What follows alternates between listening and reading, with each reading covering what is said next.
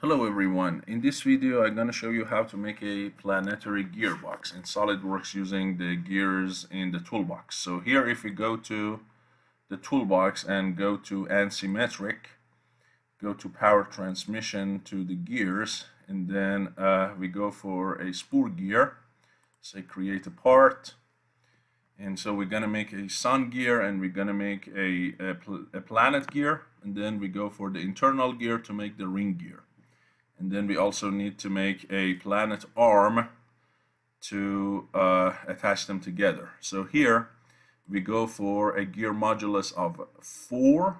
And remember, gear modulus is the ratio of the diameter of the pitch circle over the number of teeth. So here I go with 24 teeth and gear modulus of 4. So it means the diameter of the pitch circle is 96 mils. Pressure angle 20, face width of 10 mils, and we go with a nominal shaft diameter of 15, and let's say we don't want any keyways right now, so we create this gear, and this is going to be our sun gear. So we are going to save it as sun gear, and then we're gonna make another one, this time very similar, but we're gonna make it half size compared to the sun gear. So the same modulus, remember, since they're working together you have to have the same gear modulus, but we make the number of teeth, instead of 24 we make it 12, so it's half size of that. And the same pressure angle, the same hole diameter, the same face width, everything the same, just half size. And this one I am going to give it a different color, and I'm going to call it the planet gear. Okay, so let's go ahead and save this one as the planet gear.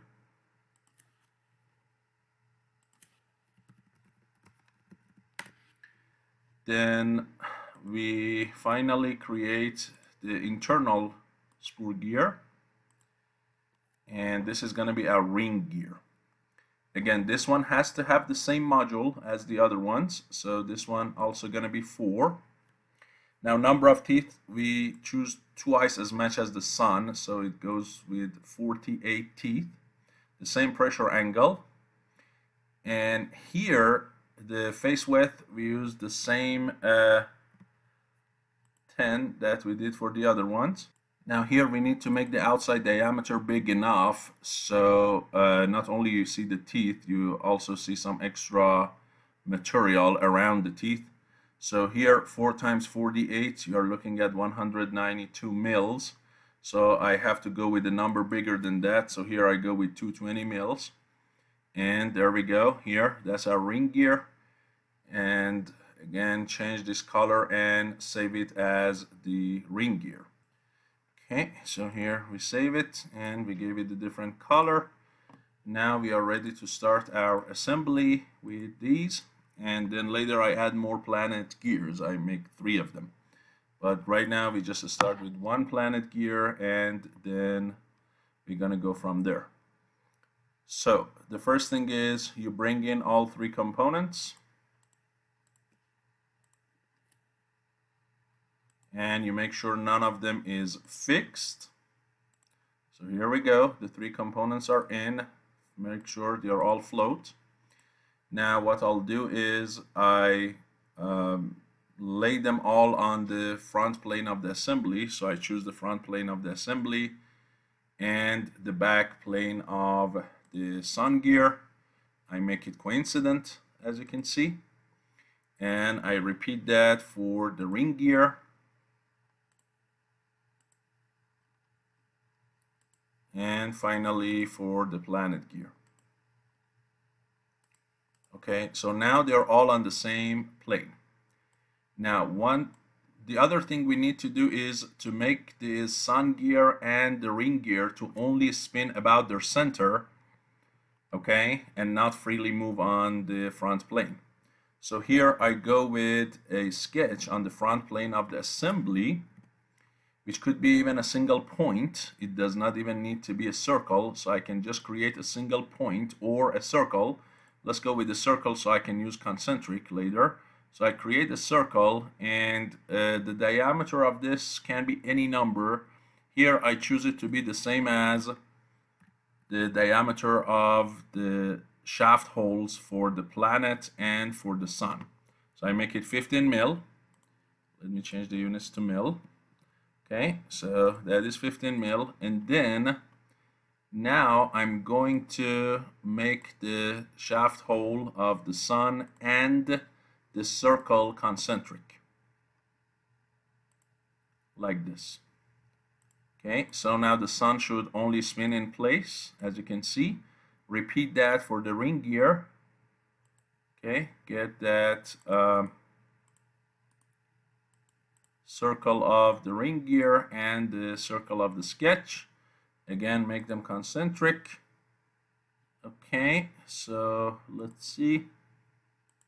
Here we go. So now the ring should also spin in place. There we go. I can hide this sketch, and before anything happens, I'm going to save it as Planetary Gear-Box assembly. Now it's time to place the planet gear in the correct position. The first question is, what should be the distance between center of the planet to the center of the sun? Well, it should be what? It should be the radius of the planet plus the radius of the sun. And how much is it? Remember that the sun diameter of its pitch circle was 96, so radius of that is 48. The planet gear was half size, so diameter of it was 48, so radius is 24. So the total center to center distance is going to be 24 plus 48, or 72 mils. So this is what I'll do. I go ahead and activate temporary axis. I click on the mate, and I choose these two axes, this one and this one, and I give them a distance of exactly 72 mils. Okay, so this will keep it at the right distance. Here we go, 72 mils. Okay, that. So now it can only go on, if you click on the planet should only go at basically a radial distance with respect to the sun. And for the moment, let me just fix the sun gear. Okay, so this guy should only be allowed to, as you can see, radially move, and that's what it does. So now I need to apply what? I need to apply the gear constraints. So here we want to apply the gear constraints, but before that we need to assure that there is no interference. So here I grab this planet gear, and you see right now it doesn't have any interference with the sun. So the next step is to rotate the ring so it doesn't have any interference with the planet as well. As you can see here, there is no interference. So now that there is no interference, I should be able to apply my gear constraints. So I go here, and then I go under mechanical. I use the gear constraint, and it says between what and what, and here I choose basically this circle and then this circle. And you have to pay attention that here the sun is twice as big, so the ratio should be 15 to 30. So here I should use 30, okay? Because you really need to focus on the diameter of the pitch circles. So here we go. I apply that. So now there should be a gear mate between these two. And I repeat the same thing between the planet and the ring. So go again. And this time it's going to be this circle and that one. And again, the ratio is not 15 to 220, it's 15 to 60, because the ring gear is like, it has 4 times as many teeth. So I go with 60 and I OK that. So now if I spin the sun gear or the ring gear, the mechanism should work. So here, let me fix the ring gear and turn the sun gear. Okay, let's see. Seems like I fixed the wrong gear. Let me fix the ring one. Okay, so now if I turn the sun gear, would it work as expected? So let's go ahead and spin this. See if we can do it.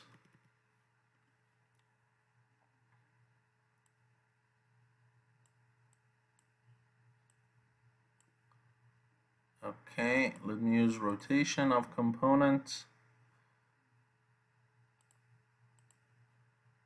About entity, and I use this one. So let's see, here we go. Look, you see that when I rotate the sun, the planet is rotating with it along the ring, which is what? Which is fixed. So you see it is working as expected. Now it's time to add the planet arm, which connects these two together, and then add more gears. Okay, like 2 more gears to make it more similar to a planetary system. So here we design the arm in context. So I insert a new part and make sure it can be moving, and then I right click on it and call it planet arm. Okay, and now it's time to create this planet arm. So we go ahead on the front plane of it and create a sketch, which is going to be the slot command, like this. And this guy does not have to be vertical, just any. This dimension here has to be 72 mils. Okay, let me change this unit back to mils. So it is going to be 72 mils, and then the circles should be the same size as these guys on it. So here I need to make sure a circle with diameter of 15 can easily fit in. So here I give this guy maybe 12 mil radius. Okay, so I need that circle and I need this one, and they have to be equal size, like that. But here I use these guys later, so I for now do it for construction. So I get out of the sketch and I extrude this sketch for 10 mil, which is the thickness of the gears. And this is this one, and then I go here on this back plane and I start the sketch, and I can activate that sketch, make it visible. I go with these 2 circles, convert entity them, and I add the thickness of 10 mil. So by the way, the thickness of this original arm does not need to be 10. I made a mistake by saying that that has to be 10. No, it's the size of these 2 pins that have to be 10, because they go inside the gears. The thickness of this original part of the extrusion, it could be any number, okay? But here just we go with 10. So here the planet arm is made, and let's just apply a different color to this planet arm and go ahead and save it externally. So here let's apply some color like that. And there we go, and we're gonna save it, of course, externally, so we can have a copy of that file. So now what do? We are going to assemble this. Now, since the offset between the center of these 2 pins is already 72, when I put these 2 pins concentric with these holes, that distance of 72 that I did earlier is no longer needed. So I'm going to what? I'm going to suppress that distance of 72, okay? Or I can do it later. I can do that, and then I am going to suppress that. So what I'll do is, first I make these 2 concentric. Okay, so that is done. Then I make a coincidence here between this one and this one, like that. And now I bring this guy closer, and let's see if I can force these two to be concentric as well. So here we make them concentric. Now it might give you an error. Okay, so say, hey, fine, over-define the assembly for me. Okay, and then go ahead and get rid of that distance constraint, as I said. There we go. So now they should be good in shape and in place. So let me go ahead and save it and run it one more time, see if it works. So this time I grab the arm, and you see I can easily do my simulation. Or I can rotate the sun, right, and the arm will move as well. Okay, so clearly, as you can see, this gearbox can have so many different speed ratios, 6 at least, because in general it has 2 degrees of freedom, so you need 2 inputs for 1 output. And here one of the input is 0 rotational velocity for the ring, and the other one, let's say, could be given to the sun, and then the output can be taken out from the arm. Or you can do the opposite. You can rotate the arm and take the output from the sun. So these are 2 different speed ratios, and then next time, instead of fixing the ring, you can fix the sun and repeat the same thing between arm and the ring.